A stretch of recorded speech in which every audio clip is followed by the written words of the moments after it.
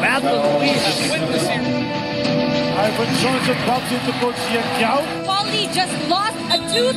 And you keep on letting that go, eventually something's gotta give. Rosser and Ibanez punches are being thrown. Quinyan wants a piece of Ivan Johnson. All series long, tempers have been flaring. The basketball purist dream. Isa na namang makasaysayang basketball game ang magaganap sa loob ng Big Dome. Nakakasana po ang mga Lobo. Sino ang mag-uwi ng tropeo? Sino ang ating kokoronahang kampiyon?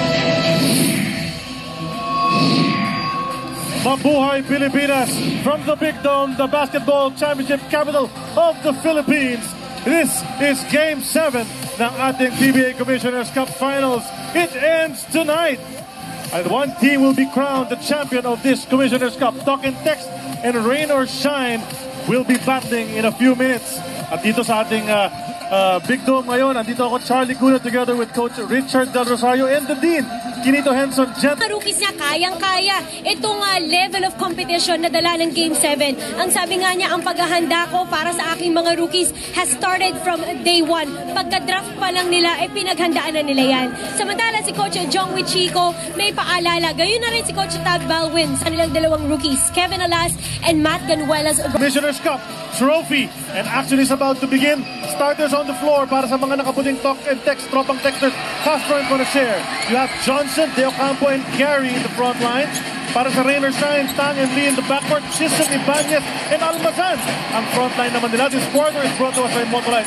For Express Atik Service, call 370-6686. Unang bitaw mula sa labas. Ramil brings up a 3 brought to us by PLDT Home Telpad. Upgrade to a PLDT Home Telpad plan. Now, what a way to start. Well, several touches before that shot. Pakito, palitan sila ng 3-point shots very early in this game. Yang Giao, again, hindi na tayo nagugulat sa mga ginagawa niya in terms of the starting lineup. Si T.Y. Ta, hindi naglaro the last 3 games in his final series. He's now starting for Rain or Shine. And we are having a shootout very early. 3-point party. That 3 was brought to us by PLDT Home Telpad. Upgrade to a PLDT Home Telpad plan now. Tref para umpisa ng ating laro. Shooting. Yeah, not very surprising because that's the way the series have gone. 3-point shooting in game number 6, 41 3-point attempts para sa Talk and Text, 39 for Rain or Shine. This must be a record of sorts in this series. How many 3-point attempts has been taken in this series? You know, Richard, napag-usapan natin before game 1 that each team averages about 30 3-point attempts. Ngayon, nasa 40 na, umabot na ng 40. A miss from outside, nakuha ng Talk and Text ang rebound. Larry Conacher having himself a quietly solid series here sa championship. Lamang ng tatlo itong Talk and Text. 10:30 remaining in the first quarter. We're barely into this game number 7. Well, interesting, gentlemen, that Rain or Shine has a small lineup on the floor because they want to be able to step up the pace. Again, a 3-point shot. That's 3 threes to start the game para sa Talk and Text. You know, players have come to play. Shooting the lights out here in the Big Dome.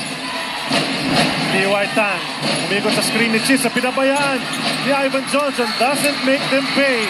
Rebound taken by the White Church. Nagmamadali na naman si Jason Castro. Ranidel on the run, stretches in, layup na. Kung hindi 3-point shot, pwedeng 3-point play naman. Well, very crucial yung basket ni Ranidel de Ocampo because that's the first inside field goal na nakuha ng Talk and Text here. You need to vary your offense. You want to keep the defense guessing.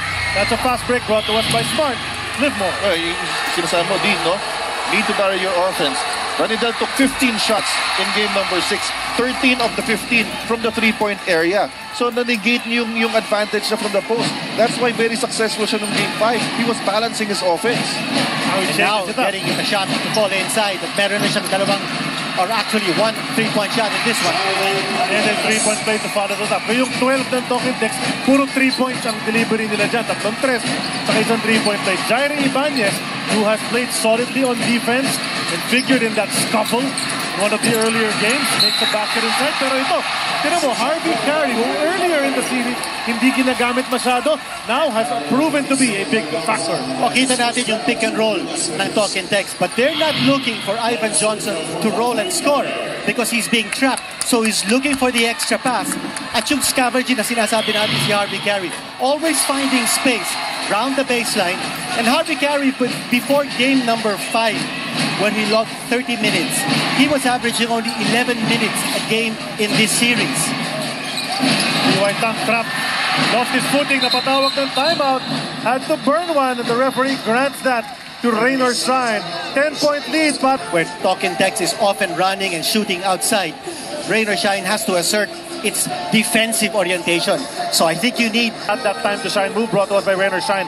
Sunroof Gloss Roof Paint, make your roof durable and shiny with Rain or Shine Sunroof. Grabe nga tong series na ito. Both teams have gone up by double digit at separate times sa mga laro. Pero nahahabol palagi. And both teams have shown the resiliency to come back from double-digit deficits. Let's see what Rain or Shine can do. Although they lost the ball, turnover yan. Talking Tex, atake naman. And that's after a timeout at Rain or Shine. So if you're Coach Yang Giao, I think you need to make some key defensive adjustments right now before it's too late. Well, able to steal it back, however, pero Ibanez nag-hesitate dun sa pasa. Dragged his feet. That's traveling. 9 minutes remaining here sa ating first quarter. Balik na naman ang bola sa Talking Tex. Cannot be tentative in making that move. You have to take shots with conviction. Seize the moment in this game. Number 7. Pag-usapan muna natin as Ivan Johnson is fouled. Called for traveling. Heading to the basket. Tingnan natin yung mga keys to winning natin din. Well, for Talking Tex, unang-una, no points but also rebounds because nung natalo Talking Tex sa Rain or Shine in game number 6, they were out-rebounded by 14. You need Ivan's contributions underneath the boards as well as in scores. Pangalawa, I think it's important for Talking Tex to check their turnovers. 3 wins ng Talking Tex in this series, ang average turnover nila, 8. In the 3 losses, ang average turnover nila, 15. That's too big a disparity. Pangatlo, I think if you're Talking Tex, you want to bait Rain or Shine, funnel them to go for the inside points. Don't give them a chance to shoot outside. There's a 3 from Larry Fonacier. First quarter, no stopping Talking Tex from that rainbow country. Almazan to the hoop, nagbintis pa. Fighting for the rebound ng dalawang import. Nakuha pa ni Larry Fonacier. Yes, to the story, Rain or Shine missing layups, Talking Tex, making their 3-point shots. Ngayon, dumiretso sa basket at pagkakataon, makakuha na naman ng 3-point play. Ayaw nila ng patot-tot lang, Richard. They're taking 3-point plays and 3-point shots. Yeah, the most important thing here for Ivan Johnson is to really run down the floor. That was a tatak Holcim move of the game brought to us by Holcim. Panatag ka pag Holcim. Makita natin yung fast break opportunity ng Talking Tex, no? 2 or 3 steps behind si Wayne Chisholm. And you can't afford to do that. You have to be quick in transition defense because tumatakbo ang Talking Tex at nagkakaroon sila ng pagkakataon to score easy layups. Rain or Shine leading para sa mga puntos nila din sa first quarter. Wayne Chisholm nasa post. The double team comes. They see the open guy, T.Y. Tan, but it rolls out once again. At hinawakan ni Larry Fonacier si Raymond Almazan on that high-scoring game. 3 wins nila dito sa series. Ang average siya 108.7. 3 losses, 92.7. Then they need to shut down Castro's passing angles and make him a scorer rather than a facilitator. At pangatlo, don't forget to pass. Play unselfish basketball because that unselfishness was what brought Rain or Shine to the finals. Don't forget. Turnaround jumper mula kay RDO. Ang shooting percentage ng Talking Tex dito sa ating first quarter, napakataas. They're hardly missing from all angles. Hindi lang yun, 5 na nakaka-score sa Talking Tex. Very balanced offense. For Rain or Shine, dadalawa lang ang nakaka-score. T.Y. Tan wanted to go up, didn't know what he was gonna do, and now he's forced to foul. Hinawakan nila na si Larry Fonacier in the backcourt. Dorner was really hurting Rain or Shine here in the early goings. Watch Pacquiao versus Mayweather for free when you upgrade to PLDT Home Telpad. Upgrade now at PLDTHome.com. Ilang araw na lang, Manny Pacquiao naman ang lalaban para sa bayan. But right now, we're here for Game 7 as Kevin Louis Alas comes into the game para kay Coach Jong Wichigo. First sub dito ng Rain or Shine, si Chris Chu, pinalitan niya si T.Y. Tan. And they turn over. Oh, pag-spin ni Kevin Alas, umapak siya sa sideline. So that's an early turnover for him. Just a few seconds into the ball game. Rain or Shine, a chance to cut this lead down. It stands at 15. Chris Chu. Finding Jaire. Jaire on the run. Off the glass, masyado malakas.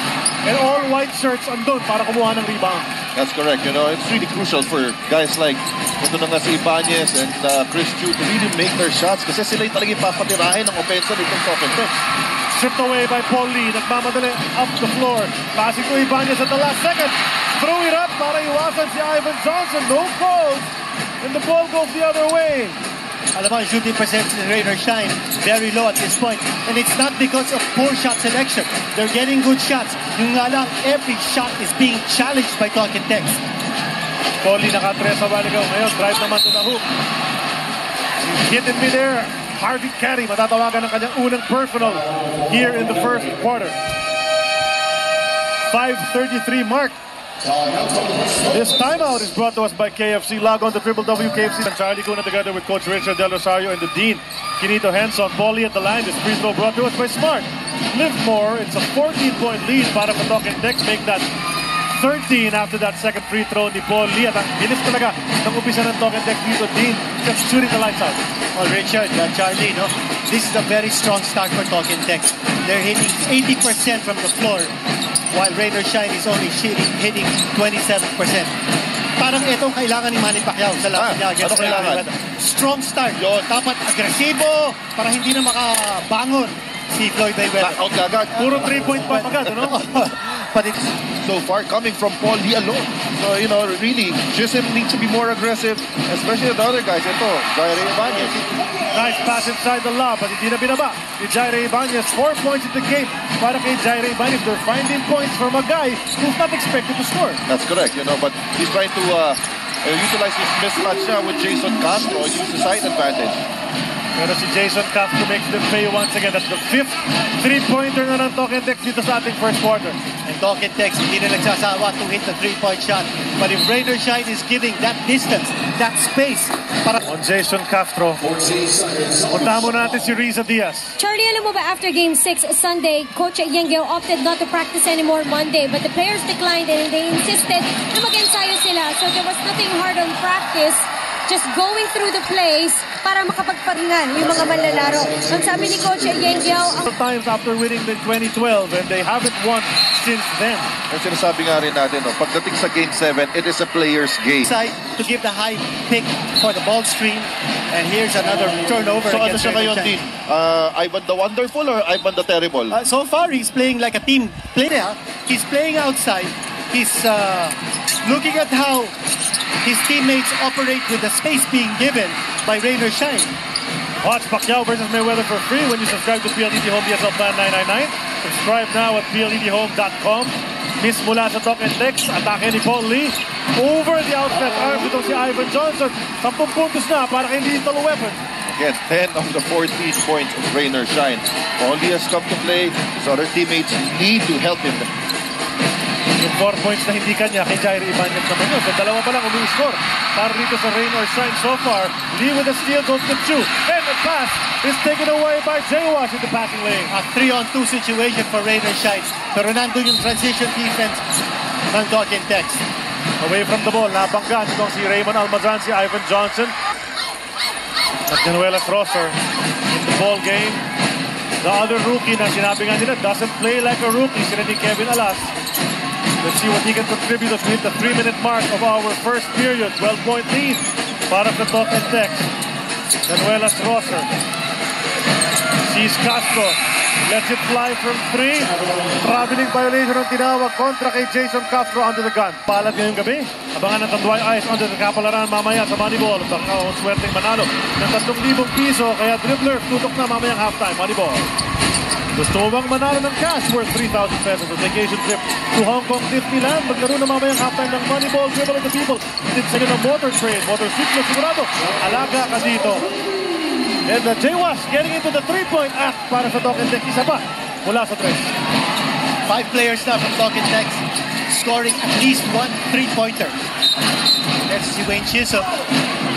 You know, they really need to look for Wayne Chisholm. Yeah. He hasn't taken, I think, enough attempts in this game where only 2 minutes and 12 seconds remaining in the first quarter. Wala pa siya masyadong tira. Pero but they cannot just put the ball at the post kasi dumodouble tong Talk and Text and making him pass into a passer. Kaya nga, kailangan maganda yung posisyon dito si Wayne Chisholm para makuha ng magandang quality ng tira. Gabe Norwood from outside. Ayan na. Third player para sa Rainer Shine na makascore dito sa laro. That's a 3 from Gabe Norwood. Rainer Shine 3 out of 8 from 3-point distance. At ang talking text, napakataas ang pati ng shooting percentage from beyond the arc. 6 out of 7. Ivan Johnson, nagiging facilitator dito. Nahanap si Matt Ganuela Rosa sa kanan.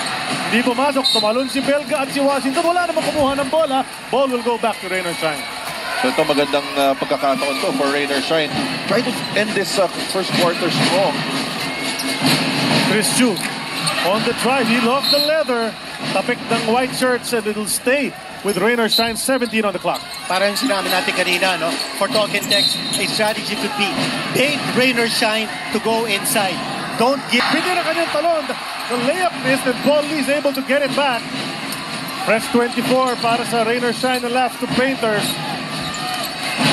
Nilabas muli ni Paul Lee to reset that offense. Try to come up with something. They're watching him. Leaves it for Belga. It's a 30-foot shot mula kay Big Bo. It's offline. Yan yung defense ng talk and text. No? Forcing Rainer Shine to take that post shot from the outside. Short of the 3, Jay Wash. Ito na tumatakbo Rainer Shine. Nice fight. Mula kay Paul Lee to Bo Belga. Nagpintis nga lang ang layup pero pupunta sa linya si Big Bo. First quarter, Rainer Shine will be good. Free throw ni Bo Belga. Atin sa atin ng Smart. Live more. Paul dribble of the people. Mintis ang parehong free throw. Di Bo Belga. No chance to come a bit closer. And with only 52 seconds remaining, tira natin kung makakahabol pa ng konti itong Rainer Shine before this quarter ends. But talk and text on the attack. Down to 7 seconds sa kanilang shot clock. Jay Wash. It's lost. Napulot ni Uiloan yan. But there's a foul on the run para mapigil ang kahit namang fast break na gusto ng Rainer Shine. Although they have to knock down these free throws. Defense has been such a major role maker in this series, no? Because ang talk and text, sabi nga natin kanina, in the 3 games that they won, they held Rainer Shine to an average of 92.7 points. For talk and text. There's a 9-second differential. Jake Lang and shot clock. Alley-oop behind the sky play.